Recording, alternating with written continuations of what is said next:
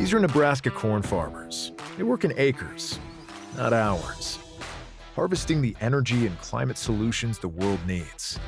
Tomorrow's soy industry depends on the actions we take today. The future is here, and the time to move is now. Market Journal Television for Agricultural Business Decisions is a presentation of the University of Nebraska-Lincoln's Institute of Agriculture and Natural Resources in partnership with the Nebraska Rural Radio Association. Promotional support provided by the Nebraska Farmer Magazine and partial funding provided by the Nebraska Soybean Board and the Nebraska Corn Board.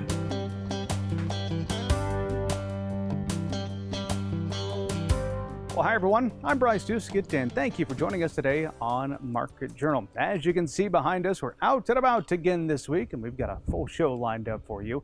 Coming up, some helpful tips on how to submit samples to the UNL Plant and Pest Diagnostic Clinic. Eric Hunt, he's got an extended seasonal forecast, and as promised on last week's show, Mike Briggs will be joining us a little bit later to talk about the cattle markets. Quite a historic run they have had. Plus, Market Journal's Mike Straub has an update on wheat diseases that are starting to show up across the Cornhusker State. We'll get to all of those stories coming up here in a little bit, but first we head out and into the field. We are north of Hampton, Nebraska, and this week we had the chance to catch up with Mitch Fagan of Fagan Farms. Here's our conversation. Thanks for having us out here first. Tell me a little bit about the operation. So we farm corn and soybeans. It's me and my dad, and then my older brother Corbin. Farm about 4,000 acres. My brother has an irrigation business, and then we do some custom spraying and custom dry spreading. Haul a little bit of fertilizer, kind of sell some fertilizer, stuff like that. So, but the farm's the main operation. So corn and soybeans, for corn in particular, the old adage is knee-high by the 4th of July, but around here, we're seeing knee-high corn. Talk about how crops have grown for you guys. So it's kind of been slow. We got in there, planted early, kind of around the 10th through the 23rd of April. Got our corn and our beans in. The corn, real slow going, because first to start with, because of the dry weather, and then a little bit of anhydrous and stuff like that. And then after that, once it got going, once it started raining, well, then it was just kind of cloudy and rainy for a couple weeks, which is good, nothing to complain about. And now, yeah, it's just going to take off all that good moisture and get us good heat. I mean, it'll be by the 4th of July, man, it'll be thinking about tasseling by then. So, you had to turn the pivots on yet this year? Yeah, we did real early. We had a little bit of anhydrous burn, and it was just so darn dry out there. Had a little bit of corn that we planted in a rye ground, and that rye, once you kill it, it really sops up the moisture. So we kind of had to keep the pivots to that and keep the pivots to where we had anhydrous, and then, made couple, probably 2 or 3 circles, something like that. And then the rain started, so that was really nice. You're talking about that rain. Where do you think you're at drought-wise at this point? Are you out of it, or just got a little break?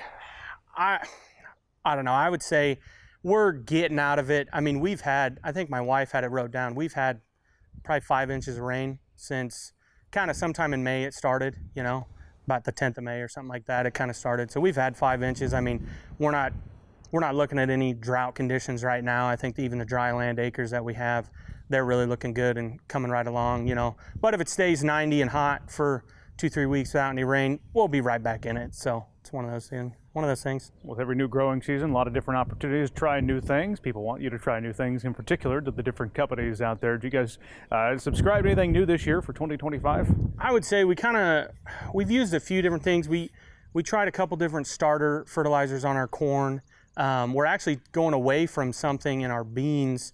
We're kind of going away from using fungicides. We're trying something else, it's called Cobra. It just kind of burns them back just to stunt them a little bit, make them branch out and stuff like that. But other than that, not anything crazy, but always just tweaking little things here and there, trying to see what we can do. Any particular weed challenges you're facing here? I know you were in the spray earlier today. Yeah, I would say just the wet weather has been the weed challenge a little bit, which is kind of funny to say because of how dry it was. We've kind of stayed on top of ours, but some of our custom acres, just the rain just keeps you out of the field, and then you got a little bit of muddy, wet conditions, and those weeds are just growing just as fast as the corn. So you just got to get out there and get them sprayed. What's it been like for you coming back to the farming operation after college? It's been really good. Like it's a big transition, and with the other businesses we have, it's hard to figure all those little things out, but everybody kind of has their job, and even in bad times, we kind of figure it out and keep going, and the farm keeps growing, and that really helps us. So it's been really good. I mean, I love it. I love the life, and my wife loves it out here, and we're expecting a little girl, and we're super excited about that, and super excited to have her grow up on the farm. Mm-hmm. Keep it on going. You bet. A big thanks to Mitchell for having us out here on his operation, plus makes for a pretty good background to shoot the rest of our show. Well, according to a recent disease survey from across the state, the University of Nebraska-Lincoln hosted that there's been an uptick in stripe rust across the state, and risk for Fusarium Head Blight has also been elevated. Market Journal's Mike Straub has more on what wheat producers should be watching out for as they scout their fields. Conditions are right. Recently, wheat growers attended Nebraska's 2025 Wheat Variety Tour and got a look at new varieties and the latest on disease pressure. Participants were updated on the diseases observed in Nebraska wheat fields this growing season and their management options. I looked at fields in south central and southwest Nebraska, and I found a bacterial disease. It's called bacterial streak. And then other diseases I saw were just the ones I've been reporting: Septoria treatsii blotch, which is a leaf spot disease, and then wheat streak mosaic. So those are the three diseases that I saw. Stripe rust, we have confirmed it in southeast Nebraska. It seems to be in isolated spots. So we saw it in Gage County and then in Saunders County. And it seems to be isolated. It is arriving very late. So we think that it will not have much impact on yield for growers, especially since we are not seeing it in much of the state. The reason is that the rust diseases, they overwinter in the south, Texas, Mexico, and then the spores blow up into our region in the spring. When it's very dry in the south, which it was, even if they overwintered, the spores are not, the amounts of spores are not a lot. And when that happens, then fewer spores are blown into our region, and then the risk becomes low. So in Nebraska, if we are going to have a bad year for stripe rust, we will see it in April. In the eastern 2/3 of the state, wheat is past the flowering growth stage, which means you cannot apply a fungicide. It's too late to apply a fungicide to control any disease, because the pre-harvest interval is 30 days for most of the fungicides. And so if you apply a fungicide past flowering, you run the risk of not meeting that 30-day pre-harvest interval. So my recommendation is that if you are in the eastern 2/3 of the state, don't apply a fungicide to control stripe rust or any other fungal disease. In the Panhandle and parts of southwest Nebraska, the wheat is at flowering or before flowering. So they still have a window during which they can apply. If you see stripe rust and you are in the Panhandle or southwest Nebraska and your wheat is flowering or before flowering, it's recommended to apply a fungicide because we have had a lot of rainfall in that region. And the reason to do that is that there is also a heightened risk for another disease called Fusarium Head Blight. The fungus that causes Fusarium Head Blight infects wheat heads during flowering.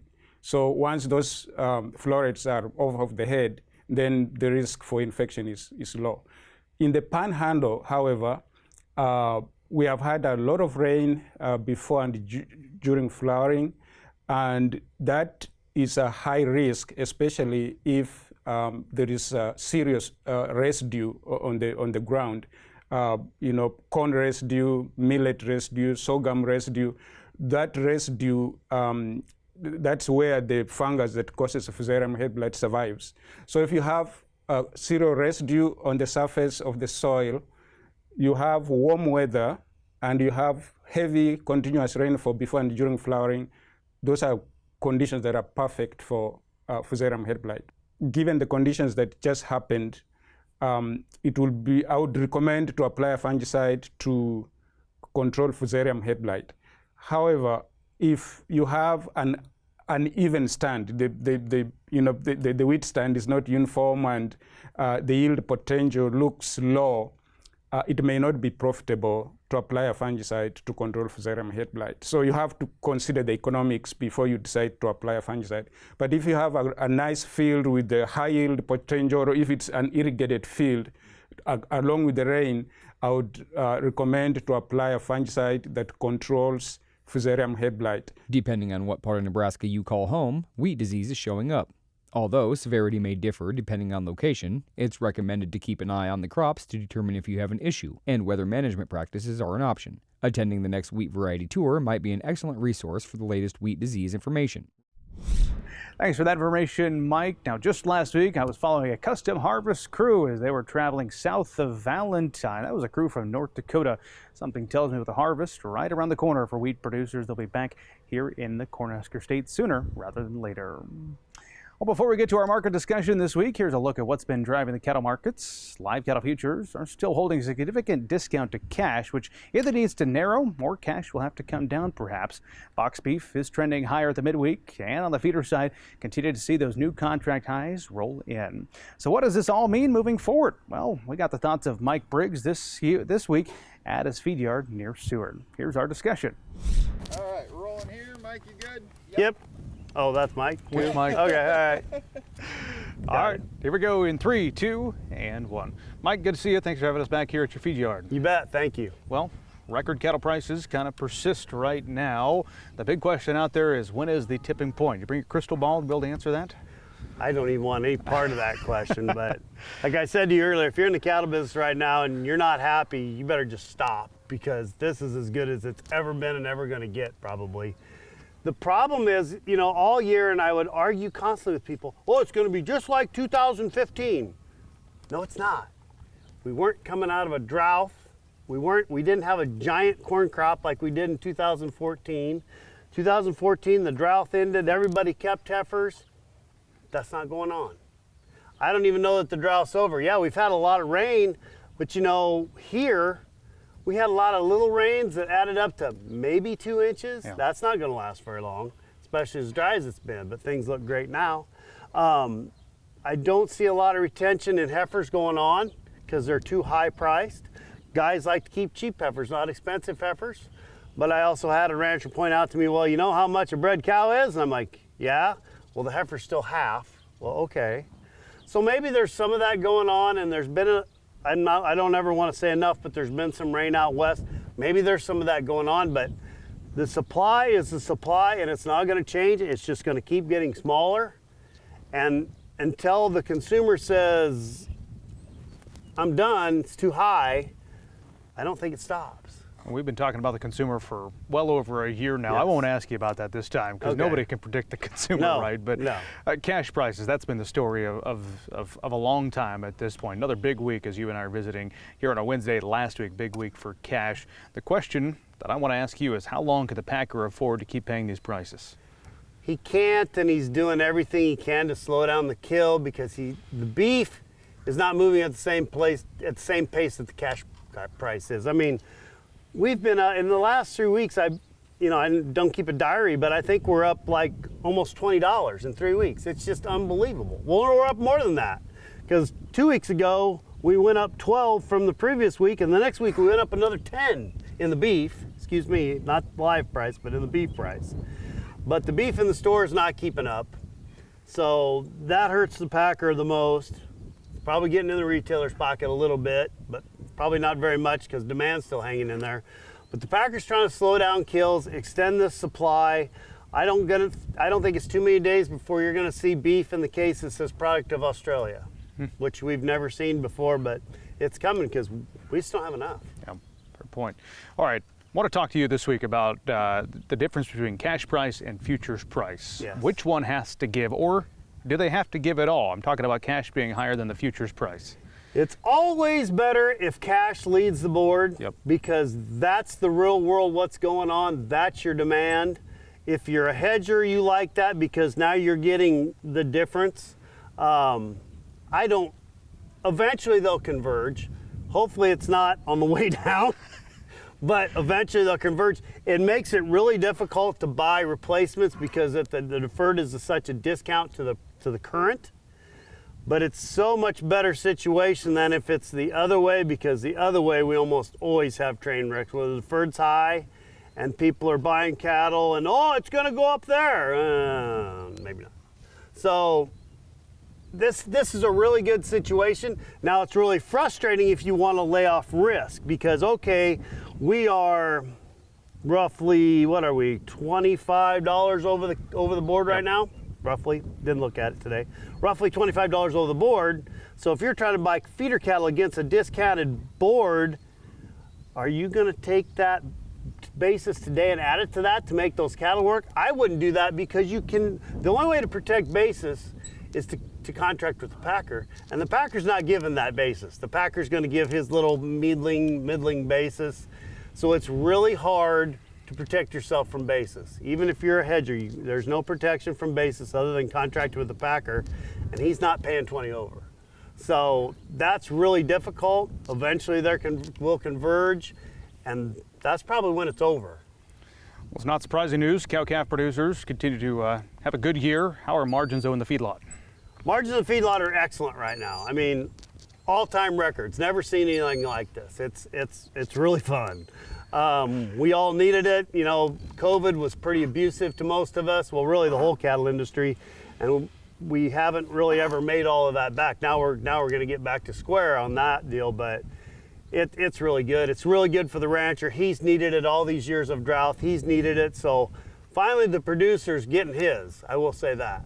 All right, in closing, Mike's advice this week, this time of year, headed into the dog days of summer. If you're gonna buy feeder cattle, you better put something underneath of them. I'm to the point where I get off the phone with the order buyer and I pick up the phone with the broker and I do something. I'm not saying hedge, but I buy some puts, I do something, because when this thing rolls over, if you notice, they kind of slipped it by the other day. The limit on fat cattle is like 7 or 7 1/4. So that means the first day it goes lock limit. The next day, I think it's 14. The next day, it's 21. There might even be more than that. In other words, but what I'm saying is in 4 or 5 days, you can be broke. That's how fast this will move when it happens. I'm not saying it's happening today. It's not even gonna happen tomorrow. But it's gonna happen. So you better be pretty careful. Thanks again to Mr. Briggs for hosting us out at his feed yard. Coming up next week, we'll be back at the studio talking about the grain markets. Doug Simon from Trade House will be our guest. For nearly 120 years, the Sanderford family has been keeping the tradition alive of dairying in Richardson County. But their impact goes well beyond the milk barn. Joe and Kim, along with their 6 children, have all played a role in their small but mighty dairy operation and in strengthening their local community throughout the years. You can read all about their story in the June issue of the Nebraska Farmer. It's now time for our weather discussion with Nebraska Extension Ag climatologist Eric Hunt. Eric, I hear you've dusted off the old crystal ball and put together an extended season outlook for us this week. What are you seeing out there? Well, thanks, Bryce. I'll get that seasonal outlook momentarily. As far as start with what we may be looking at next week, early this next week, it does appear to be some troughing moving into the northwestern United States, and that should eject out into the northern plains. And I do think that's going to open up a pretty wide area for at least a couple of days worth of chances for showers and thunderstorms across most of the Great Plains into the Midwest. Maybe even a possibility of getting some severe weather and or some heavy precipitation, particularly the eastern portion of Nebraska into Illinois. Now, granted, I'm filming this on Monday, so it's quite possible this forecast may look a little bit different as we get to the weekend. But right now, it does appear that most of the central U.S. has a pretty good chance of getting some moisture this next week. And there may be additional chances of getting some beneficial moisture across this region as we head toward the end of the month. CPC shows most of the state with kind of equal chances of below or above average precipitation. But the good news is we don't see a real dry signal in here, so I do think there is a chance for a lot of us to at least pick up some beneficial moisture this next week. Temperatures likely to be fairly warm, maybe not super hot every day, but I do think we're probably going to have at least a couple of days in the 90s, especially early in the week before a cold front moves through. And I think certainly just think in general, as we head for the remainder of the month, we're probably going to be above average more often than we're not going to be. Granted, we've been relatively cool here for the last 2 or 3 weeks, so a little bit of heat's not necessarily a bad thing to get some of these crops going. In terms of the ENSO forecast, we are currently in neutral conditions, and that is the expectation as we head through the remainder of the summer. As we get into the fall months, so La Nina may be redeveloping. There's also maybe about a 1 in 10 chance of El Nino developing. So right now the consensus is not anything real strong, but maybe neutral La Nina is probably going to be the most likely scenario as we head deeper into the fall and into this next winter. Seasonal forecasts through July through September shows dry favor pretty much the entire Central Plains and Western Corn Belt. And we are expecting pretty much the entire country to be above average for temperature. Now you'll notice that the shading here of orange is a little bit less than further toward our west and to our east, meaning that there is less confidence in this being really warm all summer. And I do think there's going to be chances, I'll explain here in a little bit, of getting periodic cold fronts and chances for storms in here. Drought outlook, the CPC put out this at the end of May. They are showing likelihood of redevelopment of drought across the northern plains and drought pretty much persisting across the entire state through the remainder of the summer. This does seem to be a fairly decent forecast to me. I do think there is a reasonable chance that we will maintain drought conditions throughout most of the summer. I think the bigger question will be, though, can we get enough precipitation to keep the crops going? And I do think that may be possible. Now, the European model for their July through September period is definitely showing pretty dry across this entire region, including a lot of Iowa and Illinois. So this certainly would indicate more ridging being a little bit closer toward the central portion of the United States, a little bit further toward the west. And also relatively warm. So again, if their forecast comes to fruition, if this was, the literal, this was identically correct, then we are probably looking at some pretty rough conditions here as we head to the later portion of the summer. But I think there's a caveat, though. We may be maintaining just enough momentum to keep the warmer water here across the North Pacific that may keep that ridge a little bit further toward the west in our continent. That would also allow for at least periodic cold fronts and chances for showers and thunderstorms across a lot of the north central U.S., including most of Nebraska. So I do think there's going to be a chance that we get some periodic, or at least some timely precipitation as we head through the remainder of the summer, certainly through July. And also where the Bermuda high sets up is also going to be very important for the remainder of the summer. And here's the spring precipitation temperature roundup. Back to you, Bryce. Alrighty, thank you very much for that long-term outlook, Eric. Finally today, you might start to notice some signs of disease or possibly herbicide damage in your fields. If you're not quite sure what you're looking at, the team at the UNL Plant and Pest Diagnostic Clinic is ready to help you get to the bottom of it. We went behind the scenes to see what producers are submitting right now and to get a few tips on how to send in your own samples. Again, you cannot see bacterial streaming with the naked eye. So the Plant and Pest Diagnostic Clinic is available to all producers of plants, not only in the state of Nebraska, but also across the entire United States and the region. We accept all sorts of plant samples: corn, soybeans, field peas, trees, turf, random mushrooms, flowers, you name it. As long as it's not a mammal, normally those things come to us. We also do an insect ID, weed and plant ID as well.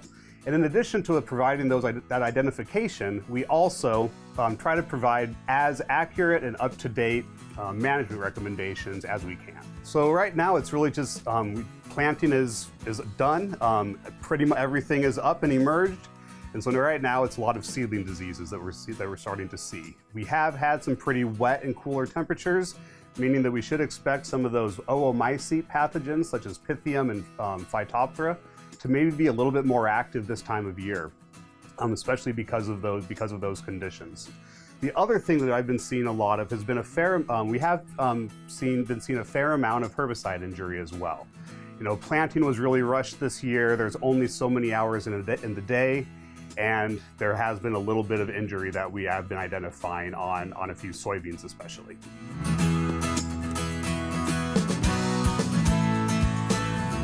Right now, our standard fee is $20 per sample, and for most producers, that is all that ends up being charged.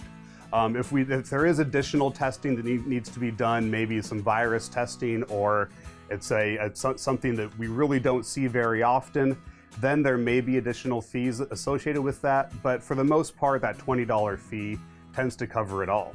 And really, how can producers utilize us? By sending us samples. There are a lot of things that look similar in the field, and we all have a computer in our pocket and we can Google anything and find pictures that look similar to what we're seeing in the field.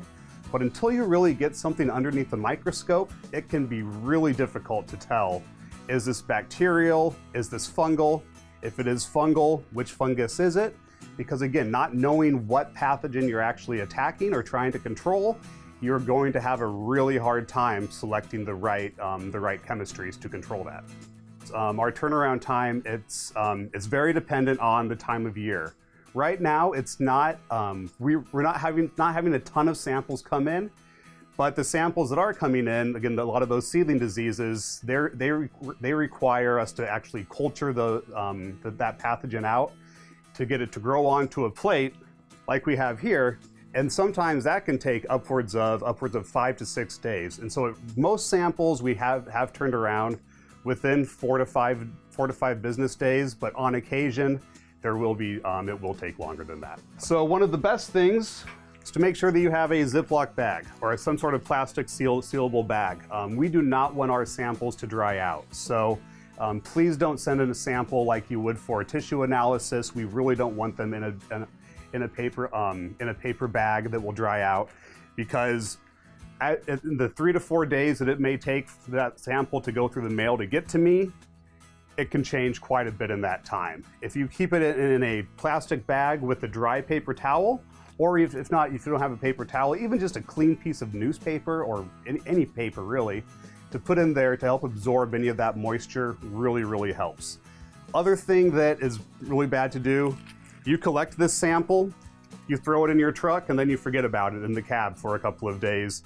And not only will whatever fungus is causing the problem be growing, but every other fungus that's on this plant is going to start growing as well. And it's going to be a moldy mess. And by the time I get it, I might have to ask you to submit another sample.